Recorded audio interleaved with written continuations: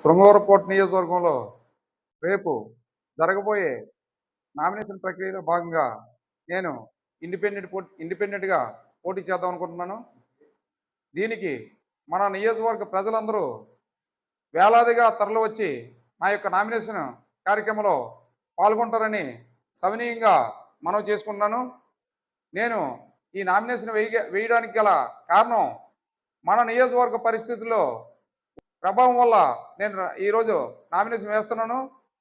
ఈరోజు మన పరిస్థితి చూస్తే మన నియోజకవర్గంలో ఎవరు కూడా అభివృద్ధి మీద కానీ కూడా ఏజెండా లేదు.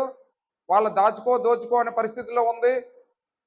వైసీపీ చూస్తే దోపిడీ పరిపాలన జరుగుతుంది.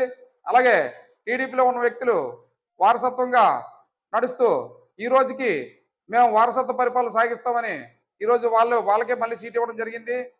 అభివృద్ధి చేస్తామని ఎన్ఆర్ఐలు వచ్చినా వాళ్ళకి సీట్లు లేకుండా ఈరోజు ఈ పరిస్థితి తీసుకొచ్చారు. కాబట్టి లోకల్గా ఉండి నేను నామినేషన్ వేస్తే ప్రజలకు అందుబాటులో ఉండి వాళ్ళకి సర్వీస్ చేయడానికి అవకాశం ఉంటుంది. ప్రజలందరూ ఈ అవకాశాన్ని వినియోగించుకొని అభివృద్ధి కోసం పాటుపడి నాకు ఆశీర్వదిస్తారని కోరుకుంటున్నాను. ఈ నామినేషన్లో వేలాదిగా వచ్చి నా నామినేషన్ కార్యక్రమాన్ని వాళ్ళు భాగం పంచుకొని వాళ్ళ యొక్క ఎవరైతే ఈ రెండు వర్గాల మీద వ్యతిరేకంగా ఉన్నారో వాళ్ళందరూ ఈ కార్యక్రమంలో పాలు పంచుకుంటే ఈ ఉనికి అనేది ఆ రెండు వర్గాలకి తెలుస్తుంది.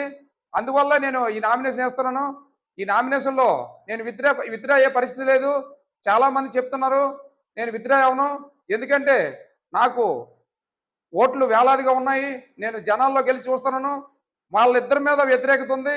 ఆ వ్యతిరేకత నాకు కలిసి వచ్చే అవకాశం ఉంది. అవసరమైతే నేను గెలిచే అవకాశం కూడా ఉంది. ఇది ఎవరు ఊహించలేరు. నేను ఊహిస్తున్నాను. నేను ప్రజలు నమ్ముతున్నాను. ప్రజలందరూ కూడా మూడో ప్రత్యామ్నాయం కోసం చూస్తున్నారు. కాబట్టి నేను పోటీ చేయడానికి నిర్ణయం తీసుకున్నాను.